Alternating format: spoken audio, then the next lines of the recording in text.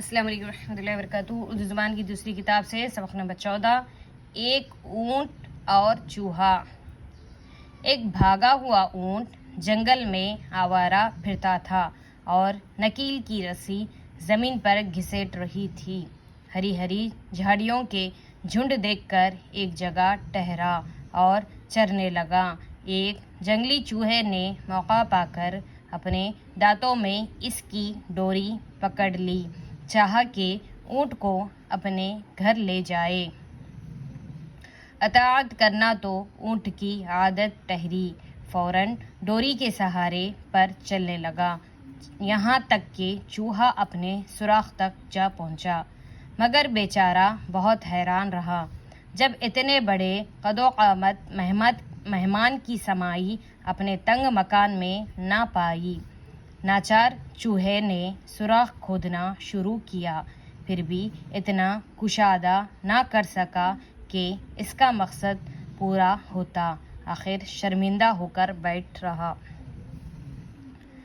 شاید تم ہنسو گے کہ بڑا ہی احمق چوہا تھا جس نے یہ بیہودہ خیال باندھا اور بے فائدہ کوشش کی، مگر تم غور کرو کہ جو آدمی فضول اور بیہودہ کاموں میں اپنی عمر ضائع کرتے ہیں، کیا وہ اس چوہے سے زیادہ نادان نہیں ہے؟ کیا کیا خیال باندھے نادان نے اپنے دل میں، پر اونٹ کی سمائی کب ہو چوہے کے بل میں۔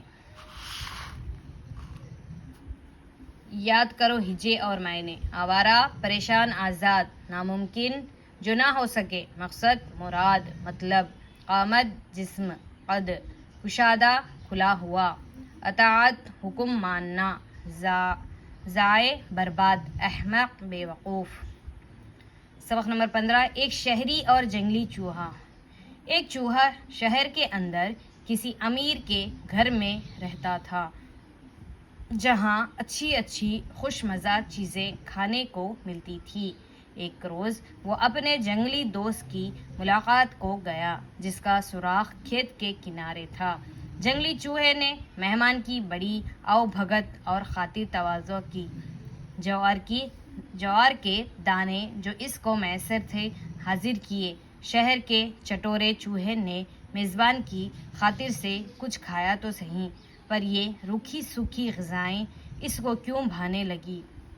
شہری تھا، بڑا تمیز دار، پہلے تو ادھر ادھر کی باتیں کرتا رہا، فصل اور موسم کا حال پوچھا، اس کے گزارنے کی صورت دریافت کی، پھر بولا، بھائی تم کیسے ویران جنگل میں زندگی بسر کرتے ہو جہاں کوئی مزیدار کھانا نصیب نہیں؟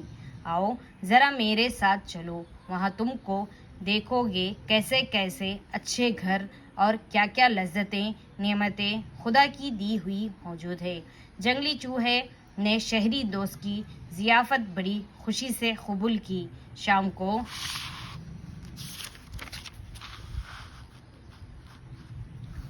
دونوں روانہ ہوئے اور آدھی رات گئے گھر جا پہنچے۔ شہری نے اس کو فوراً نفیس کھانے پر جو گھر والوں کا بچا کچا رکھا تھا جا بٹھایا۔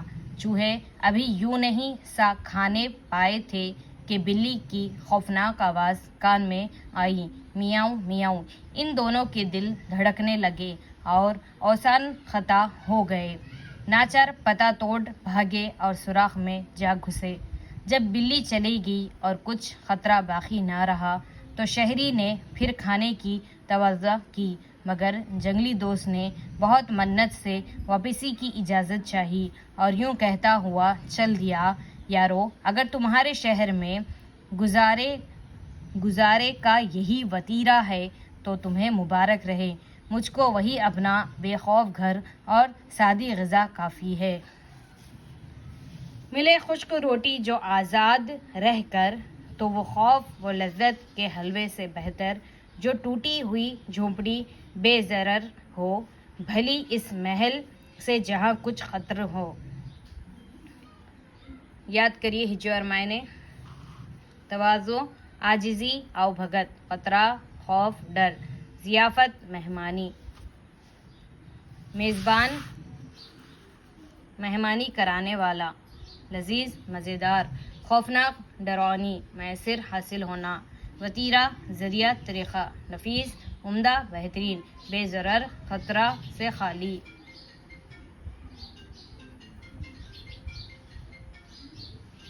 بے ضرر خطرہ سے خالی۔ سبق نمبر 16۔ ایک حریص بلی۔ بلی ایک بڑھیا کے گھر میں تھی پلی، 2 قدم ہرگز نہ تھی وہاں سے ٹلی، عمر بھر کچھ سوکھے ٹکڑوں کے سوا مطلقاً کھائی نہ تھی اس نے غذا، بھوک سے ایسی ہوئی تھی ناتوا، چوہوں سے اپنے کترواتی تھی کان، ایک دن جو چڑھ گئی دیوار پر، گھر میں ہمسائے کے کھانا دیکھ کر، گرتی پڑتی اور بولائی ہوئی، خوان پر پہنچی وہ گھبرائی ہوئی، چوبدستی ایک نے ماری اسے، وہ لگی ہر چند تھی کاری اسے، پر سلامت لے گئی وہ اپنی جان، پہنچی وہاں بڑھیا کا جس جاں تھا مکان، دم بدم کہتی تھی بڑھیا سن بوا، حرص کا آخر نتیجہ یہ ہوا۔ یاد کرو ہجے اور معنی۔ مطلقاً ہرگز، بالکل، چوبدستی لاٹھی، ناتوا کمزور، ہر چند ہر طرح، ہمسایہ پڑوسی۔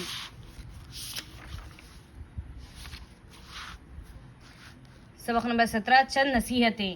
ایک دوسرے کو دیکھو تو خوش ہو کر ملو اور سلام کرو، بھائی بہنوں سے محبت کرو، ماں باپ کی عزت اور بزرگوں کی تعظیم کرو، نیکوں کی پیروی اور بدوں کو نصیحت کرو، مصیبت زدوں کو تسلی اور دلاسا دو، ضعیفوں کی مدد کرو، قصورواروں کا قصور معاف کرو، بدی کے عوض بدی نہ کرو، تم سے ہو سکے تو برائی کا بدلہ بھلائی سے دو، کسی کا احسان مت بھولو، ادنا احسان کی بھی شکر گزاری کرو، ہر بات کو دیکھو اور آزماؤ، جو بہتر ہو اس کو اختیار کرو، جو ناقص ہو اس سے کنارہ کرو، بے ادبوں سے ادب سیکھو، اس طرح کے جو وہ کرتے تم نہ کرو، ہر وقت ہوشیار ہو کیونکہ وقت تھوڑا اور کام بہت ہے، ہر روز اپنے کاموں کا حساب کرو اور سمجھو کہ تم نے کیا کھویا کیا پایا، جس دن کوئی نئی بات نہ سیکھی تو سمجھ لو کہ وہ دن بیکار گیا، ہمیشہ سچ بولو، سچ سب آفتوں سے بچاتا ہے، جھوٹ سے پرہیز کرو کیونکہ وہ آخر کار تباہ کر دیتا ہے، تم دوسروں کے ساتھ ایسا سلوک کرو جیسا تم ان سے اپنا واسطے چاہتے ہو، کسی پر عیب نہ لگاؤ تو تم پر بھی عیب نہ لگایا جائے گا، تم اوروں کی مدد کرو، خدا تمہاری مدد کرے گا، کبھی بھول کر کسی سے نہ کرو سلوک ایسا کہ جو تم سے کوئی کرتا تمہیں ناگوار ہوتا۔ یاد کرو ہجے اور معنی۔ تعظیم عزت، ادنا چھوٹا، پیروی کسی کے طریقے پر چلنا، مصیبت پریشانی، سلوک برتاؤ۔ انشاءاللہ پھر ملیں گے اگلے سبق میں۔ السلام علیکم ورحمۃ اللہ وبرکاتہ۔